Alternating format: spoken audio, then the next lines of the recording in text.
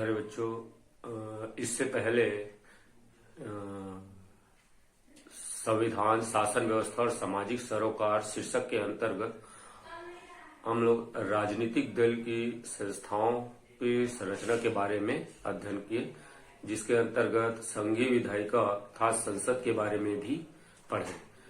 उसी से संबंधित लोकसभा और राज्यसभा से का भी गठन किस प्रकार होता है, इसका अध्ययन हम पिछले वीडियो में किए थे। उसके बाद अब आता है राष्ट्रपति। संसद के कार्य के बाद राष्ट्रपति की कार्य व शक्तियां। राष्ट्रपति की कार्य शक्ति को दो भागों में बांटा गया है। एक सामान्यकालीन कार्य शक्तियां और दूसरा संकटकालीन कार्य व शक्तियां। सामान्यकालीन कार्य शक्ति के अंतर्गत निम्नलिखित कार्य शक्ति आती है, जिसमें पहला है कार्यपालिका संबंधी शक्ति। राष्ट्रपति की कार्यपालिका संबंधी शक्तियों के अंतर्गत पहला, राष्ट्रपति प्रधानमंत्री के परामर्श से राज्यपाल, राजदूतों, उच्चतम तथा उच्च न्यायालय के न्यायाधीशों, योजना आयोग, निर्वाचन आयोग, नियंत्रक महालेखा परीक्षक की नियुक्ति भी करता है और उसे पद से हटा भी सकता है। दूसरा है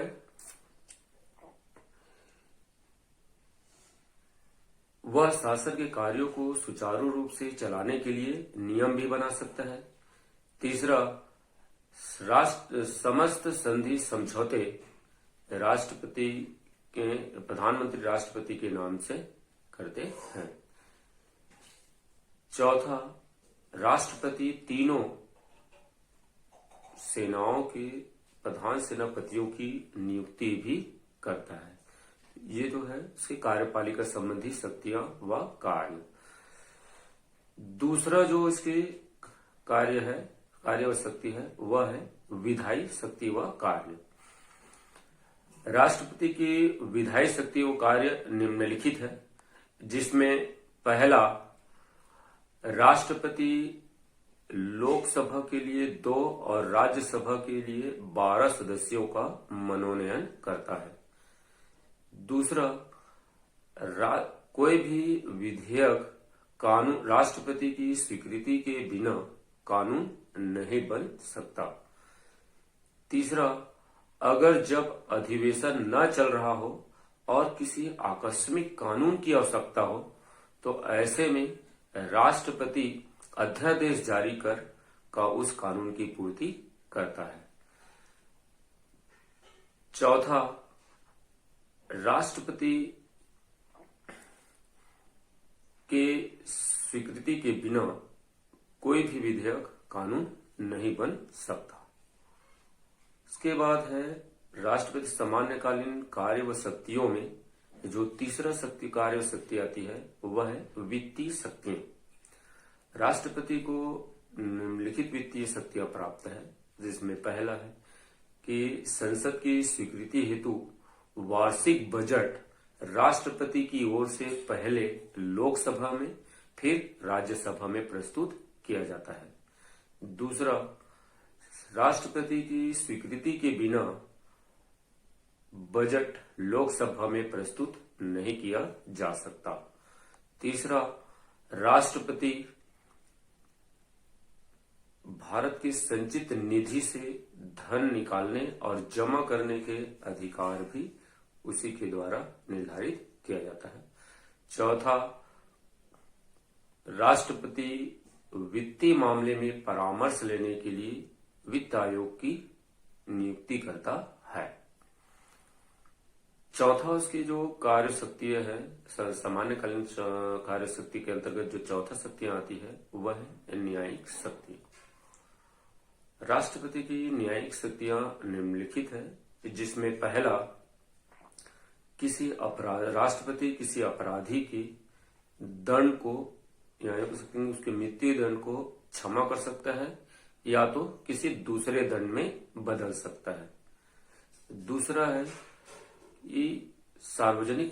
राष्ट्रपति सार्वजनिक महत्व के कानून से संबंधित बात पर उच्चतम न्यायालय से परामर्श लेने का अधिकार राष्ट्रपति को है।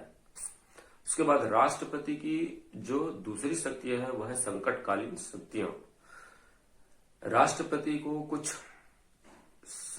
महत्वपूर्ण शक्तियां प्रदान की गई है, जिसके माध्यम से वह संकट काल की घोषणा करके देश के संविधान में एकात्मक स्वरूप प्रदान करता है। इस प्रकार राष्ट्रपति की संकटकालीन शक्तियां निम्नलिखित है। पहला, जब युद्ध, आक्रमण या आंतरिक सशस्त्र विद्रोह की स्थिति निर्मित होती है, तब राष्ट्रपति संविधान के अनुच्छेद 352 के अनुसार संकट काल की घोषणा करता है। दूसरा है, लोक संवैधानिक तंत्र के विफल होने पर भी राष्ट्रपति देश में संकट काल की घोषणा करता है। तीसरी उसकी संकटकालीन शक्ति के अंतर्गत आता है वह है कि जब वित्तीय संकट उत्पन्न होता है देश में, तब भी राष्ट्रपति संकट काल की घोषणा करता है। इस तरह राष्ट्रपति की कार्य शक्तियों को अलग अलग भागों में बांटा गया है। इसके बाद आता है प्रधानमंत्री की कार्य व शक्तियां।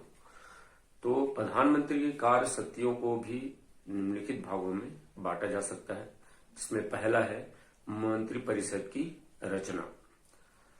राष्ट्रपति के द्वारा जो लोकसभा के जो सदस्य है उसमें जिस व्यक्ति की नियुक्ति करता है प्रधानमंत्री, तो प्रधानमंत्री नियुक्त होने के बाद उसका सबसे पहला कार्य होता है मंत्रिपरिषद की रचना करना। प्रधानमंत्री अपने दल के सदस्यों में से ही कुछ सदस्यों को मंत्रिपरिषद के सदस्य बनाते हैं। इसके लिए वह मंत्रिपरिषद की सूची तैयार करता है और उस सूची को राष्ट्रपति के पास भेजता है। राष्ट्रपति उनसे फिर उसकी नियुक्ति करता है। दूसरा प्रधानमंत्री की दूसरा कार्य शक्तियां विभागों का वितरण। प्रधानमंत्री अपने मंत्रियों के बीच अपने स्वविवेक से ही उनकी विभागों का वितरण करता है। इसमें प्रधानमंत्री जब चाहे तब उसमें पुनर्वितरण और परिवर्तन भी कर सकता है। अगर कोई मंत्री लगातार बहुत दिनों से अच्छा कार्य नहीं कर रहा है तो प्रधानमंत्री उसे त्याग पत्र देने को कह सकता है। लेकिन अगर वो त्याग पत्र नहीं देता है तो प्रधानमंत्री राष्ट्रपति से कहकर उसे पद से हटा सकता है। तीसरी प्रधानमंत्री कार्य शक्तियां आती है वह है देश का सर्वोच्च शासक। प्रधानमंत्री देश का सर्वोच्च प्रशासक होता है। उसकी इच्छा से ही संविधान में संशोधन होते हैं और उसकी इच्छा से ही राष्ट्रपति आदेश जारी करता है। उसके बाद है मंत्रिपरिषद की बैठक। चौथा जो उसका कार्य शक्ति है वो है मंत्रिपरिषद की बैठक। प्रधानमंत्री मंत्रिपरिषद की बैठकों की अध्यक्षता करता है। साथ ही मंत्रिपरिषद में विचार विमर्श के लिए प्रधानमंत्री द्वारा ही विषय निर्धारित किया जाता है। उस विषय पर मंत्रिपरिषद विचार विमर्श करते हैं। इस विषय पर विचार विमर्श करने के बाद अंतिम निर्णय प्रधानमंत्री का ही होता है। हालांकि विचार विमर्श के लिए प्रत्येक मंत्रिपरिषद जितने भी मंत्री रहते हैं वे सब स्वतंत्र होते हैं। स्वतंत्र रूप से वो विचार व्यक्त कर सकते हैं। देश का पांचवा जो उसका कार्य शक्ति है वह है देश का प्रतिनिधित्व।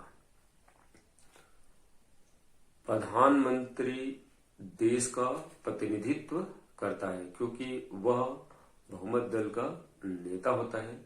इसलिए जितने भी विदेश से संबंधित संधि समझौते होते हैं वे सब प्रधानमंत्री ही राष्ट्रपति के नाम से करते हैं।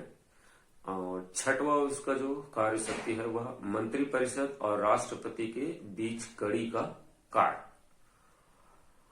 मंत्रिपरिषद में हुए विचार विमर्श से संबंधित बातों को प्रधानमंत्री राष्ट्रपति को बताते हैं और राष्ट्रपति से हुए विचार विमर्श और निष्कर्ष को मंत्रिपरिषद को बताते हैं। इस तरह प्रधानमंत्री मंत्रिपरिषद और राष्ट्रपति के बीच कड़ी का कार्य करते हैं। इस तरह ये प्रधानमंत्री के 6 कार्य हैं। इसके बाद आता है निर्वाचन आयोग के कार्य। निर्वाचन आयोग के कार्यों को भी कुछ भागों में निम्नलिखित भागों में बांटा जा सकता है, जिसमें पहला है निर्वाचन आयोग का सबसे पहला कार्य चुनाव से पहले मतदाता सूची तैयार करवाना होता है। दूसरा उसका कार्य है कि चुनाव के लिए जो मतदाताएं होते हैं उनकी जो मतदाताओं से प्रशिक्षण करवाया जाता है। चुनाव के लिए वहां संबंधित क्षेत्र में प्रशिक्षण की व्यवस्था निर्वाचन आयोग के द्वारा किया जाता है। तीसरा, राजनीतिक दलों को चुनाव हेतु मान्यता निर्वाचन आयोग के द्वारा ही दिया जाता है। चुनाव के समय चुनाव चिन्हों को भी निर्वाचन आयोग के द्वारा बांटा जाता है ताकि वह उस चुनाव चिन्ह के माध्यम से अपना प्रचार प्रसार कर सके। जिस क्षेत्र में चुनाव होना रहता है उस क्षेत्र में कुछ महीने पहले आचार संहिता लागू भी निर्वाचन आयोग के माध्यम से किया जाता है। चुनाव क्षेत्र में जहां चुनाव निर्वाचन होना रहता है उस जगह पर चुनाव से संबंधित जो बातें होती है उन्हें जो नियम होते हैं उन्हें भी निर्धारित करवाने का काम निर्वाचन आयोग के द्वारा किया जाता है। चुनाव होने के बाद अगर उस जो चुनाव हो जाता है तो उसके बाद निर्वाचन आयोग के माध्यम से ही चुनाव की घोषणा कराया जाता है। इसके बाद आता है संविधान और सामाजिक बदलाव के अवसर या संविधान और सामाजिक बदलाव में संशोधन।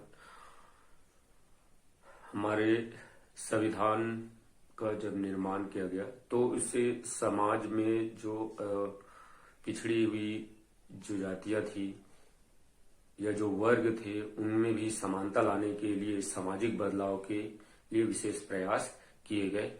इसमें किसी भी जाति को न छोटा न कम नहीं आंका गया।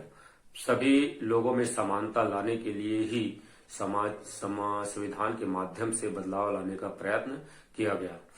इसके लिए राज्य लोक कल्याण के अवसर की व्यवस्था की गई ताकि सभी समाज में समानता जो है वो स्थापित रहे।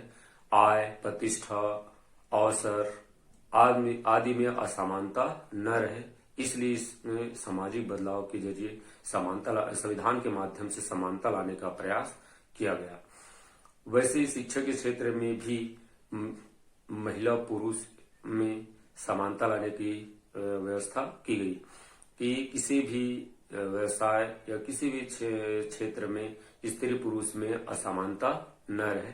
उसकी सभी में पद प्रतिष्ठा के लिए समान अवसर लोगों को दिया जाए। इसके लिए हमारे संविधान के माध्यम से 6 से 14 वर्ष तक के बच्चों में निःशुल्क शिक्षा की व्यवस्था भी इसमें की गई, जिससे लोगों में जागरूकता आ सके और बदलाव हो सके। इसके बाद आगे देखते हैं तो संविधान के विकसित होता हुआ स्वरूप पर भी हम नजर डालते हैं। तो भारत में संविधान का निर्माण इसलिए किया गया है कि हमारा समाज निरंतर विकसित होते जाए और संविधान में जो संविधान के माध्यम से जो बदलाव लाने का प्रयत्न किया जाता है वही संविधान संशोधन कहलाता है। इसके लिए हमारे संविधान में 1976 के बाद समाजवादी और पंथ निरपेक्ष शब्द को जोड़ा गया है।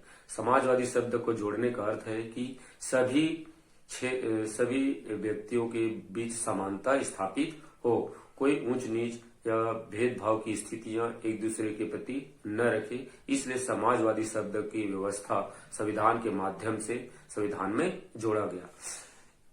परनिरपेक्ष किसी भी धर्म को लेकर व्यक्तियों के बीच अव्यवस्था या विद्रोह की स्थिति निर्मित न हो, इसलिए परनिरपेक्ष शब्द को इस संविधान के माध्यम से उद्देशिका में जोड़ा गया, जिसके लिए संविधान किसी भी व्यक्ति को धर्म के आधार पर भेदभाव न कर सके। प्रत्येक व्यक्ति या सभी व्यक्ति अपने अपने धर्म को मानने के लिए और दूसरे धर्म को भी मानने के लिए स्वतंत्र है। किसी भी व्यक्ति को धर्म विशेष के आधार पर उसे भेदभाव नहीं किया जा सके। यह भी जरूरी नहीं था इस परनिरपेक्ष के माध्यम से कि किसी व्यक्ति को दूसरे धर्म को मानने के लिए बाध्य किया जा सके। अगर वह व्यक्ति चाहे तो दूसरे धर्म को भी वह मान्यता दे सकता है, या किसी व्यक्ति को दूसरे धर्म को भी वह मान सकता है। इसके लिए उस पर किसी भी प्रकार की कोई दबाव की स्थिति निर्मित न हो। इसी तरह 73वें और 74वें संविधान संशोधन के माध्यम से स्पष्ट किया गया कि हमारे जो संविधान में के माध्यम से 73वें 74वें संविधान में संशोधन किया गया कि जो शक्ति का विभाजन है उसमें एक तीसरे स्तर की व्यवस्था की गई, जिन्हें पंचायती राज व्यवस्था कहते हैं। इससे जो सत्ता है उसका विकेंद्रीकरण हुआ, और विकेंद्रीकरण होने से समाज का विकास ही होता है। इस तरह ये जो अध्याय है संविधान, शासन व्यवस्था और सामाजिक सरोकार समाप्त होता है। नमस्ते।